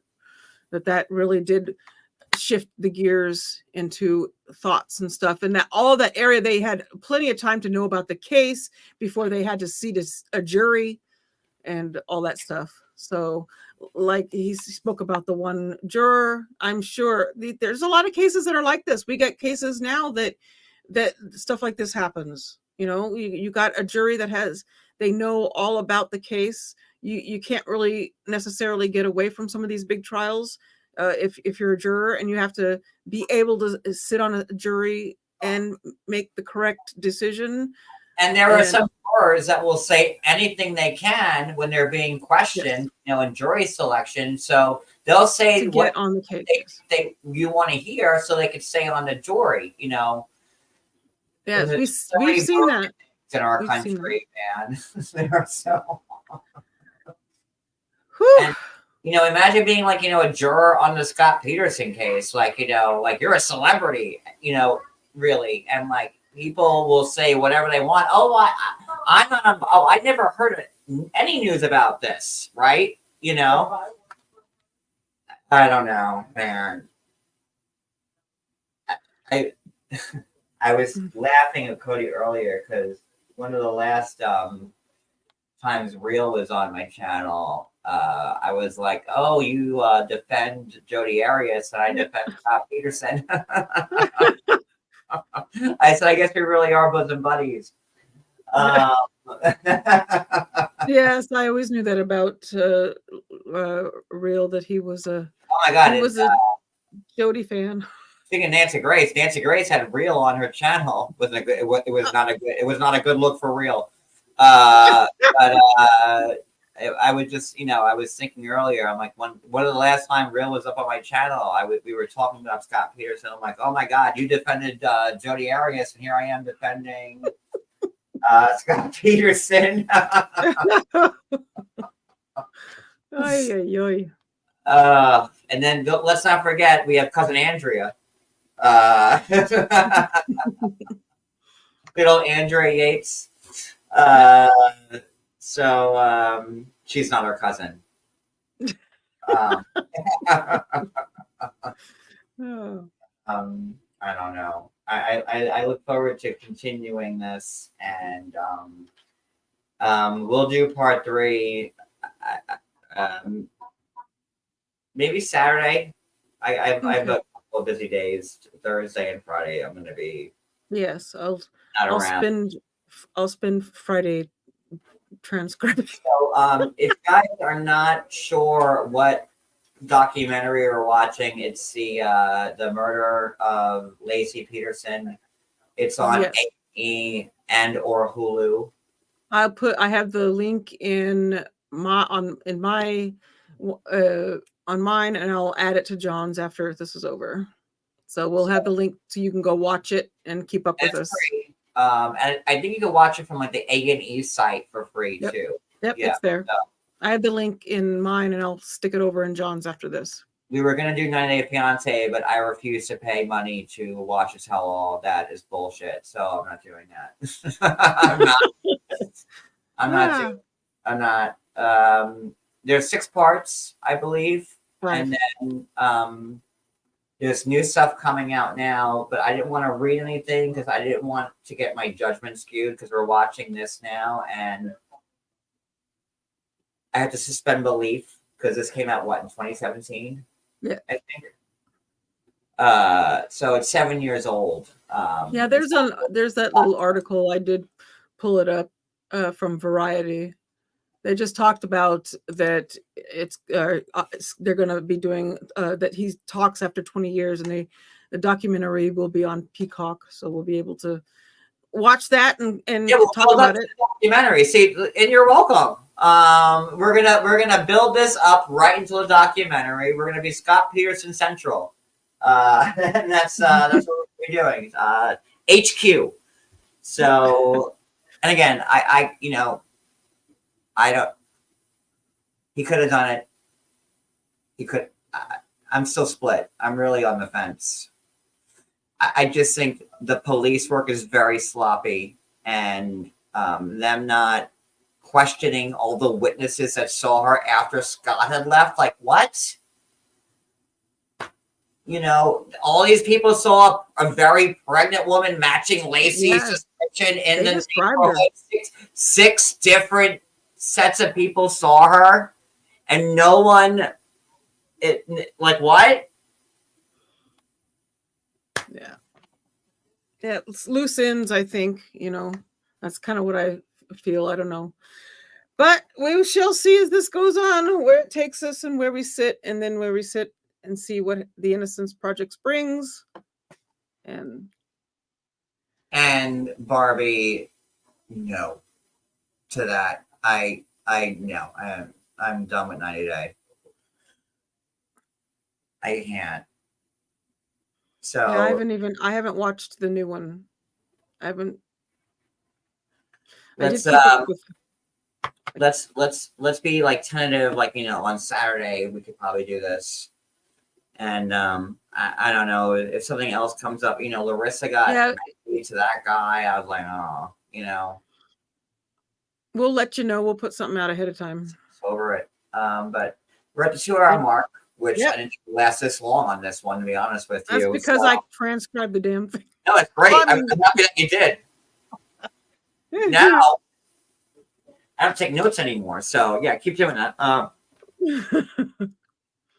And I'll see you guys all next time that we see you. So Addi, thanks for being here. Everybody in the chat, thanks for being here and keeping an open mind to what we're saying. It's still open. We're back. I'm open until we see what comes. And I don't ever really do true crime stuff. Like, that's not my bread and butter. But this is something that piqued my curiosity. Like, and we'll see. But everybody have a great night. Thank you for being here. And we'll see you later. Bye, everybody. Take care.